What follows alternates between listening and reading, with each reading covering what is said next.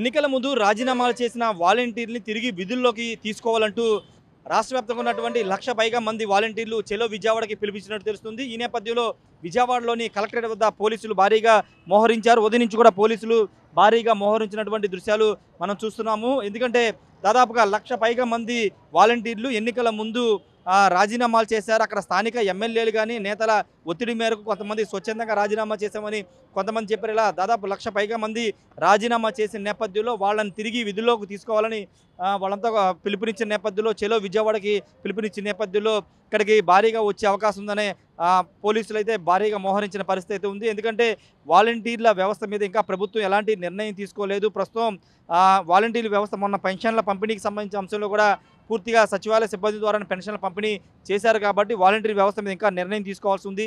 మరోవైపు రాజీనామాలు చేసినటువంటి వాలంటీర్లు ప్రతి జిల్లాలో ప్రతి నియోజకవర్గంలో ఉన్నటువంటి ఎమ్మెల్యేలను మంత్రుల్ని కలుస్తున్నారు. కలిసి తిరిగి తమను విధుల్లోకి తీసుకోవాలని కూడా వాళ్ళు కోరుతున్నారు. కానీ ఇంకా ప్రభుత్వం నుంచి ఇంకా నిర్ణయం రాకపోవడంతో వాళ్ళంతా ఎదురు చూస్తున్నారు. మరోవైపు ఎన్నికల ముందు వాలంటీర్లకు 10,000 రూపాయలు చేస్తామని చంద్రబాబు హామీ ఇచ్చిన నేపథ్యంలో ఇప్పుడు వాలంటీర్లు అది కూడా అడుగుతున్నారు. తిరిగి తమను విధుల్లో తీసుకుని తమ వేతనం పెంచాలని కోరుతున్నారు. 5 ఏళ్ళుగా ప్రజలకు అంత సేవ చేశాము, మా రాజకీయాలతో సంబంధం లేకుండా తిరిగి తమను విధుల్లోకి తీసుకోవాలని వాలంటీర్లు అయితే కోరుతున్నారు. ప్రస్తుతం విజయవాడ కలెక్టరేట్ వద్ద అయితే పోలీసులు భారీగా మోహరించారు. ఎవరు కూడా వాలంటీర్లకి అయితే అనుమతి లేదు. చెలో విజయవాడకి ఎక్కడ కూడా అనుమతి లేదని పోలీసులు అయితే చెప్తున్నారు. ఎవరైనా వచ్చినా అదుపులోకి తీసుకుంటామని కూడా పోలీసులు అయితే చెప్తున్నారు. ఎందుకంటే 144 సెక్షన్ అమల్లో ఉంది, సెక్షన్ 30 కూడా అమల్లో ఉందని పోలీసులు అయితే చెప్తున్నారు.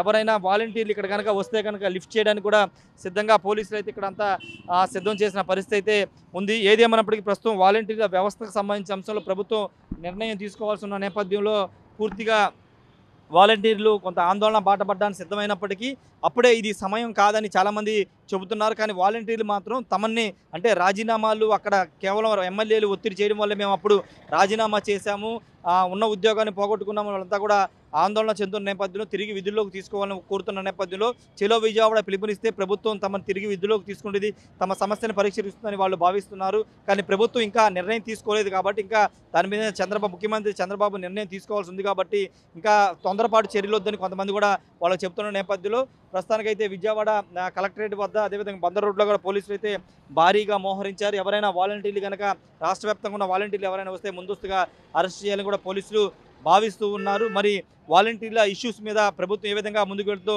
చూడాల్సిన అవసరం అయితే కనబడుతుంది. మరోవైపు వాలంటీర్ వ్యవస్థకు సంబంధించినటువంటి అంశంలో చేర్పులు చేయాలని రాష్ట్ర ప్రభుత్వం భావిస్తుంది. గ్రామ వాలంటీర్ని గ్రామ సేవక్గా అదేవిధంగా వార్డు వాలంటీర్ని వార్డు సేవక్గా పేర్లు మార్చి వాళ్ళని పంచాయతీ పరిధిలోనే ఉపయోగించుకోవాలని ప్రభుత్వం కసరత్తు చేస్తున్న నేపథ్యంలో ఒక 10-15 రోజుల్లో పూర్తి స్థాయిలో వాలంటీర్లు ఉన్న 33 లక్షల మంది వాలంటీర్ని ఏ విధంగా ఉపయోగించుకోవాలి, ఎన్నేళ్ల పాటు వాళ్ళని ఉపయోగించుకోవాలి అనే అంశం మీద కసరత్తు చేస్తుంది. కసరత్తు చేసిన తర్వాత వాలంటీర్ల మీద రాష్ట్ర ప్రభుత్వం ఒక నిర్ణయాన్ని ప్రకటించే అవకాశం అయితే కనబడుతుంది.